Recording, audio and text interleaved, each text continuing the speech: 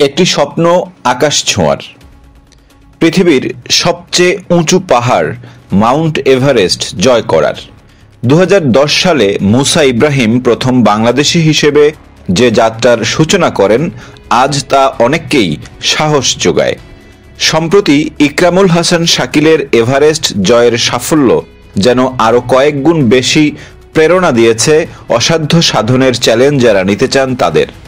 কেননা কক্সবাজারের উপকূল থেকে শুরু করে পুরোটা পথ পায়ে হেঁটেই পৃথিবীর সর্বোচ্চ উচ্চতায় আরোহণ করেছেন শাকিল।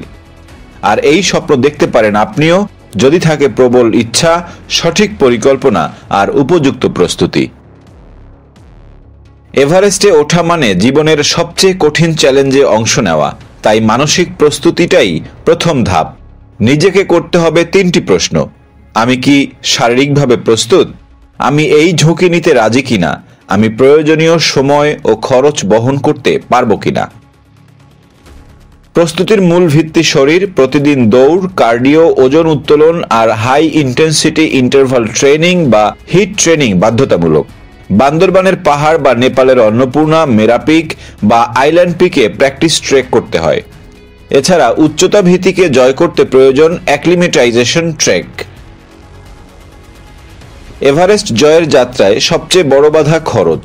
গড় খরচ প্রায় 35 থেকে 50 লাখ টাকার পর্যন্ত। এর মধ্যে রয়েছে সরকারিভাবে নেপালের ক্লাইম্বিং পারমিট প্রায় 12 লাখ টাকা, গাইড ও শেরপা সার্ভিস 20 থেকে 25 লাখ টাকা, গিয়ার ও পোশাক 5 থেকে 6 লাখ টাকা, ঢাকা কাঠমান্ডু লুকলা যাতায়াত, হোটেল খাওয়া 3 থেকে 4 লাখ টাকা। ঢাকা থেকে কাঠমান্ডু, তারপর সেই বিখ্যাত লুকলা এয়ারপোর্ট। এখান থেকেই ট্রেক শুরু। 2 সপ্তাহ ধরে বেস ক্যাম্প পর্যন্ত ট্রেক করতে হয়। প্রতিদিন গড়ে 5 থেকে 6 ঘন্টা হাঁটা। উচ্চতায় ওঠার সঙ্গে সঙ্গে শরীর অভ্যস্ত করতে হয়। এই অংশটাই সবচেয়ে চ্যালেঞ্জিং। প্রতিটি ক্যাম্পে অ্যাক্লিমেটাইজেশন করতে হয়। এরপর এক রাতে শুরু হয় সামিট পুশ। 12 থেকে 14 ঘন্টার যাত্রা। হিম, হাওয়া, ক্লান্তি আর অক্সিজেনের অভাবে প্রতি পদক্ষেপই যুদ্ধ। এভারেস্ট জয় করতে অত্যাধুনিক গিয়ার ও সর্বোচ্চ নিরাপত্তা ব্যবস্থা অপরিহার্য। সঠিক গিয়ার ছাড়া এভারেস্ট জয় অসম্ভব।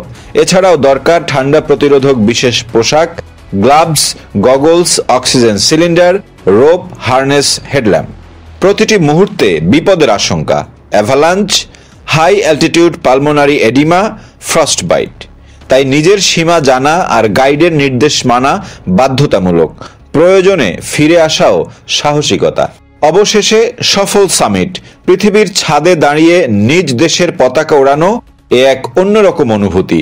এই মুহূর্তের জন্যই ছিল এত প্রস্তুতি, এত অপেক্ষা।